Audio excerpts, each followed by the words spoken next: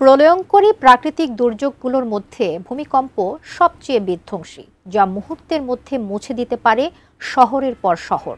তবে এমনই এক ভয়াবহ ভূমিকম্পের পর সাগরের বুকে জেগে উঠেছিল পর্যটকদের স্বপ্নপুরী বাংলাদেশের সেন্ট মার্টিন দ্বীপ।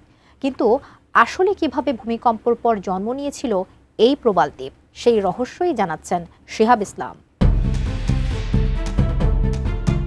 বাংলাদেশের একমাত্র প্রবাল দ্বীপ সেন্ট মার্টিন দেশি বিদেশি পর্যটকদের কাছে যা পরিচিত এক স্বপ্নপুরী হিসেবে, কিন্তু এই মনোমুগ্ধকর দ্বীপটির জন্মকথা লুকিয়ে আছে এক অভূতপূর্ব প্রাকৃতিক ঘটনার মধ্যে।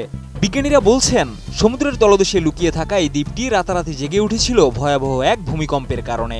1762 সালের মহাবিপর্যয়ের গল্প বদলে দিয়েছিল বঙ্গোপসাগরের মানচিত্র। বাংলাদেশের দক্ষিণ পূর্ব উপকূলের শেষ প্রান্তে ছোট্ট এক দ্বীপ সেন্ট মার্টিন, যেটি নীল জলের বুকে দাঁড়িয়ে আছে পর্যটনের অন্যতম আকর্ষণ হয়ে। তবে দ্বীপটির জন্মের ইতিহাস কিন্তু একেবারেই ভিন্ন। বিজ্ঞান বিষয়ক জার্নাল সায়েন্স ডাইরেক্ট প্রকাশিত গবেষণায় বলা হয়েছে, 1762 সালের 2 এপ্রিল সংঘটিত এক প্রলয়ঙ্করী ভূমিকম্পের ফলেই সমুদ্রের তলদেশ থেকে উঠে আসে সেন্ট মার্টিন দ্বীপ।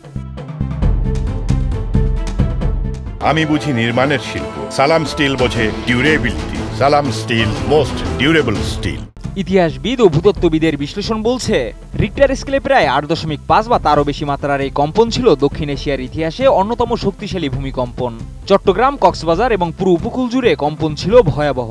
এই তীব্র কম্পনের চাপই বঙ্গোপসাগরের তলদেশের একটি বৃহৎ অংশ হঠাৎ করেই উপরে উঠে আসে। ভূতত্ত্ববিদরা একে বলেন ভূমিকম্পনজনিত তাৎক্ষণিক ভূ উত্থান।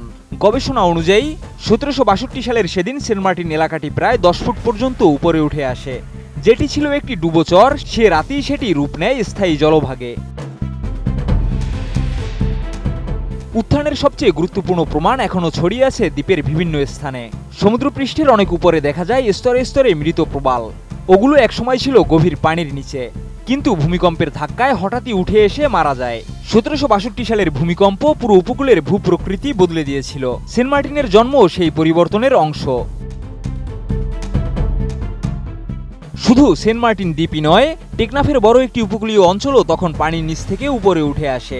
এছাড়া ভয়াবহ সেই রাতের পরবর্তী জলোচ্ছ্বাসে প্রাণ হারিয়েছিলেন বহু মানুষ। সমুদ্রের নিচ থেকে উঠে আসা এই প্রবাল দ্বীপ আজ দেশের অন্যতম প্রাকৃতিক সম্পদ। কিন্তু বিজ্ঞানীরা বলছেন, এই অঞ্চলে আবারও বড় ভূমিকম্পের ঝুঁকি রয়েছে, যা ভবিষ্যতে আরও বড় পরিবর্তন এনে দিতে পারে। সেন্ট মার্টিনের সৌন্দর্যের আড়ালে লুকিয়ে থাকা ইতিহাস মনে করিয়ে দেয় প্রকৃতির শক্তির সামনে মানুষ কতটা অসহায়। শিহাব ইসলাম, ATN নিউজ।